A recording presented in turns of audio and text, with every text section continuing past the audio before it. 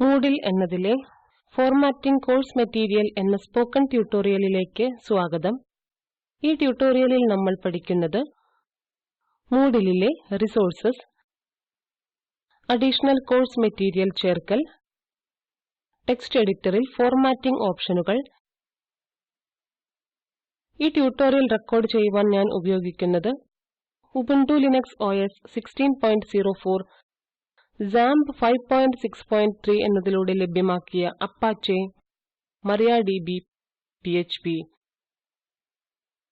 Moodle 3.3, Firefox web browser. നിങ്ങൾക്ക് ഇഷ്ടമുള്ള ഏതെങ്കിലും വെബ് ബ്രൗസർ ഉപയോഗിക്കാം.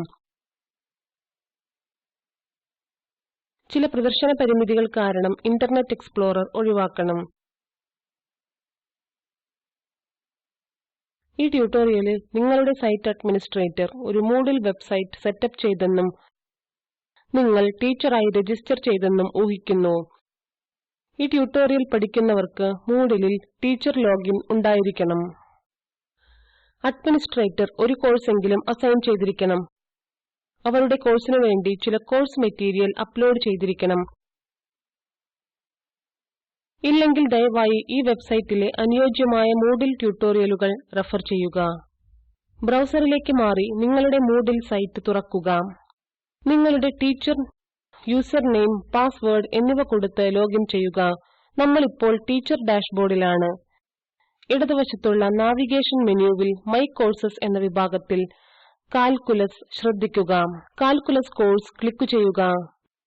അനൗൺസ്മെന്റ്സ്, പിന്നെ ചില സാധാരണ കോഴ്സ് വിശദാംശങ്ങൾ എന്നിവ നേരത്തെ ചേർത്തിട്ടുണ്ട്. നമ്മളിപ്പോൾ കോഴ്സ് മെറ്റീരിയൽ ചേർക്കും. Moodleലെ കോഴ്സ് മെറ്റീരിയൽ റിസോഴ്സസ് എന്നറിയപ്പെടുന്നു. ഇവ ഒരു അധ്യാപകൻ പഠിപ്പിക്കുവാൻ ഉപയോഗിക്കുന്ന മെറ്റീരിയൽ ആണ്.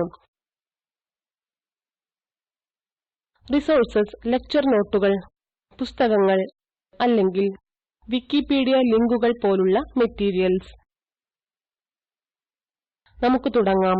പേജിന്റെ മുകളിൽ വലതുവശത്തുള്ള ഗിയർ ഐക്കണിൽ ക്ലിക്ക് ചെയ്യുക.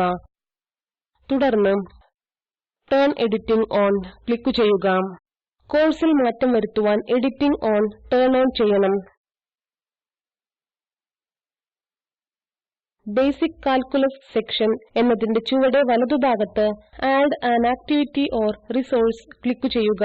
റിസോഴ്സസുകളുടെ ലിസ്റ്റുള്ള ഒരു പോപ്പപ്പ് തുറക്കുന്നു.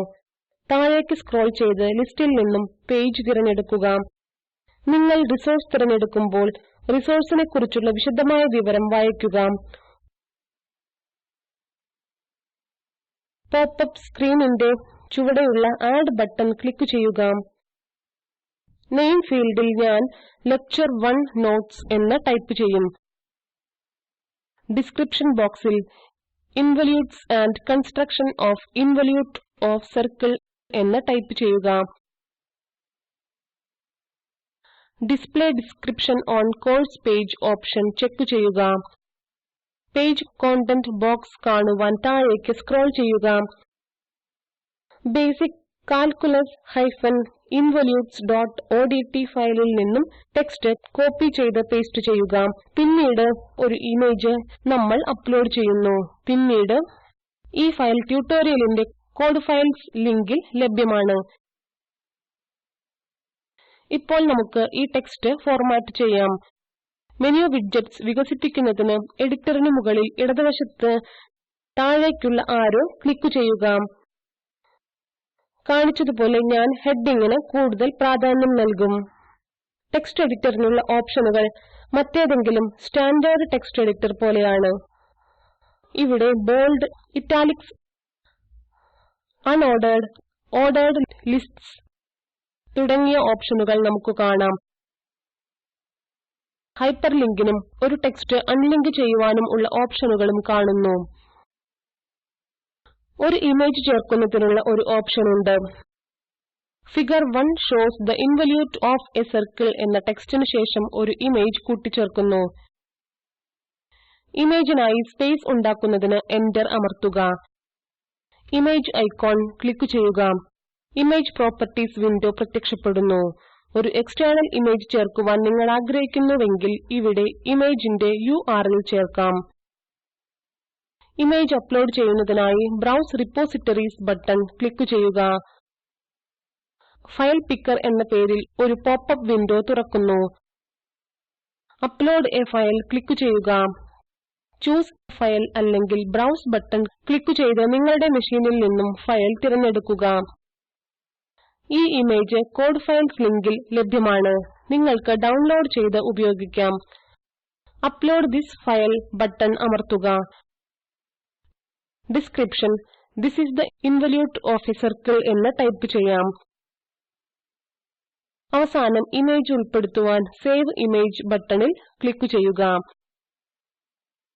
മീഡിയ ചേർക്കുന്നത് അടുത്ത ഓപ്ഷനാണ്.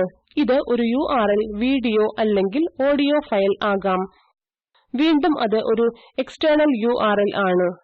അല്ലെങ്കിൽ നമ്മുടെ മെഷീനിൽ നിന്നും അപ്ലോഡ് ചെയ്യാം. അടുത്ത ഓപ്ഷൻ മാനേജ് ഫയൽസ്. നമുക്ക് അതിൽ ക്ലിക്ക് ചെയ്യാം. നിങ്ങൾക്ക് സൂക്ഷിക്കുവാനും പ്രദർശിപ്പിക്കുവാനുമുള്ള ഒരു കൂട്ടം ഫയലുകൾ മാനേജ് ഫയൽസ് ഓപ്ഷനിൽ ഉണ്ടായിരിക്കണം.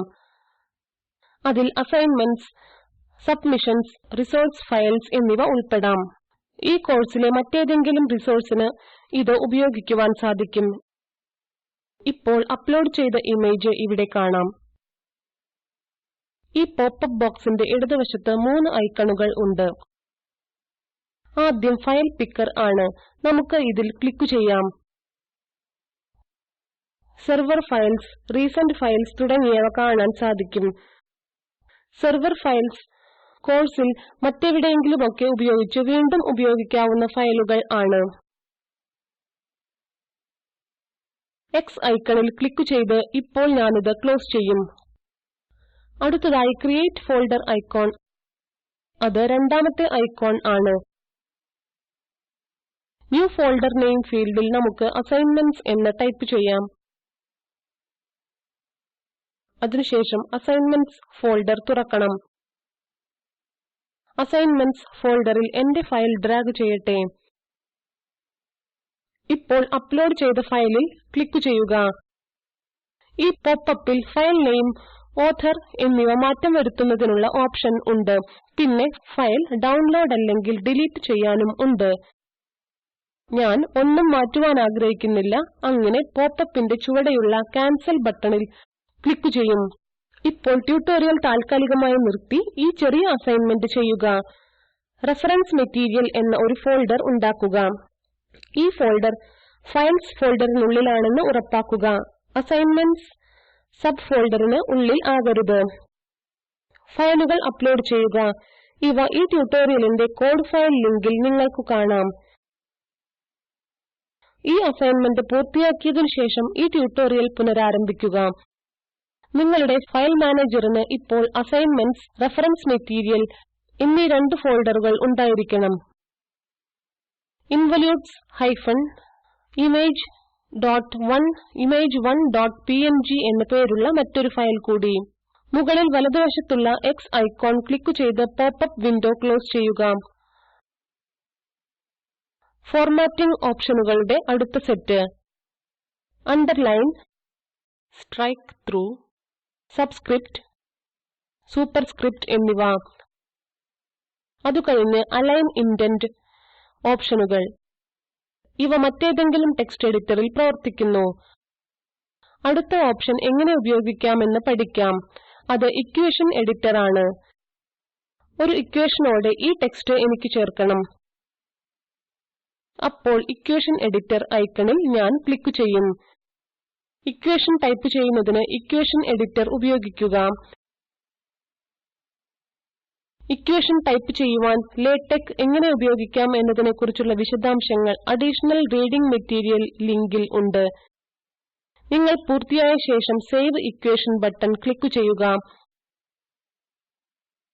Insert character, insert table, clear formatting ഓപ്ഷനുകൾ. ഇത് ടെക്സ്റ്റ് എഡിറ്ററിൽ പ്രവർത്തിക്കുന്നു. അടുത്ത ഓപ്ഷനുകൾ അൺഡു, റീഡു എന്നിവ. ഇത് സേവ് ചെയ്യാത്ത ടെക്സ്റ്റുകൾ ഉണ്ടെങ്കിൽ മാത്രം എനേബിൾ ആകുന്നു. ഇതിനുശേഷം ആക്സസിബിലിറ്റി എന്നതിനുള്ള 2 ഓപ്ഷനുകളുണ്ട്. ആദ്യത്തെ ഐക്കൺ ആക്സസിബിലിറ്റി ചെക്കർ, രണ്ടാമത്തേത് screen reader helper. Accessible website ഈ ഓപ്ഷനുകളും അഡീഷണൽ റീഡിംഗ് മെറ്റീരിയൽ ലിങ്കിൽ ഉണ്ട്.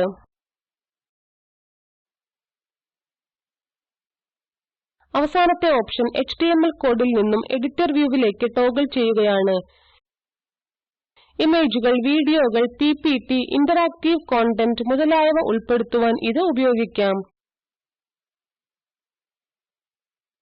വീണ്ടും ടോഗിൾ HTML ക്ലിക്ക് ചെയ്യുക. ഇത് നമ്മെ നോർമൽ എഡിറ്റർ വ്യൂവിലേക്ക് തിരികെ കൊണ്ടുവരും. ഇത് കാണിക്കുവാൻ ബോൾഡ്, ഇറ്റാലിക്സ്, ലിസ്റ്റ് എന്നീ ഓപ്ഷനുകൾ ഉപയോഗിച്ച് ഞാൻ ടെക്സ്റ്റ് ഫോർമാറ്റ് ചെയ്തിരിക്കുന്നു.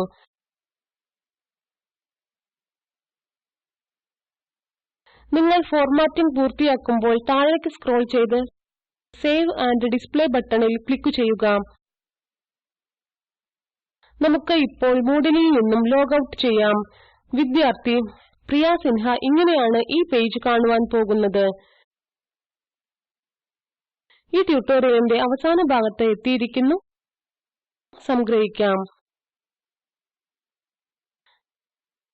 ഈ ട്യൂട്ടോറിയലിൽ നമ്മൾ പഠിച്ചത് Moodleലെ റിസോഴ്സസ്, കോഴ്സ് മെറ്റീരിയൽ ചേർക്കുന്നത്, ഡിഫോൾട്ട് ടെക്സ്റ്റ് എഡിറ്ററിലെ ഫോർമാറ്റിംഗ് ഓപ്ഷനുകൾ. നിങ്ങൾക്ക് മറ്റൊരു അസൈൻമെന്റ് ബേസിക് കാൽക്കുലസിൽ റിസോഴ്സ് എന്ന പുതിയൊരു ഫോൾഡർ ചേർക്കുക. ഫയൽ മാനേജറിൽ റഫറൻസ് ഫയൽസ് ചേർക്കുക. വിശദാംശങ്ങൾ ഈ ട്യൂട്ടോറിയലിന്റെ അസൈൻമെന്റ്സ് ലിങ്ക് കാണുക. താഴെയുള്ള ലിങ്കിലെ വീഡിയോ സ്പോക്കൻ ട്യൂട്ടോറിയൽ പ്രോജക്റ്റിനെ സംഗ്രഹിക്കുന്നു. ഇത് ഡൗൺലോഡ് ചെയ്ത് കാണുക. സ്പോക്കൻ ട്യൂട്ടോറിയൽ പ്രോജക്റ്റ് ടീം വർക്ക്ഷോപ്പുകൾ നടത്തി സർട്ടിഫിക്കറ്റുകൾ നൽകുന്നു. കൂടുതൽ വിവരങ്ങൾക്ക് ദയവായി എഴുതുക. ഈ ഫോറത്തിൽ നിങ്ങളുടെ സമയബന്ധിതമായ ക്വറീസ് പോസ്റ്റ് ചെയ്യുക. സ്പോക്കൻ ട്യൂട്ടോറിയൽ പ്രോജക്റ്റിന് ഫണ്ട് കൊടുക്കുന്നത് NMEICT, MHRD, government of India തുടങ്ങിയവരാണ്. ഈ മിഷനെക്കുറിച്ചുള്ള കൂടുതൽ വിവരങ്ങൾ താഴെയുള്ള ലിങ്കിൽ ലഭ്യമാണ്. ഇത് സ്പോക്കൻ ട്യൂട്ടോറിയൽ ടീമിൽ നിന്നുള്ള വിജി നായർ.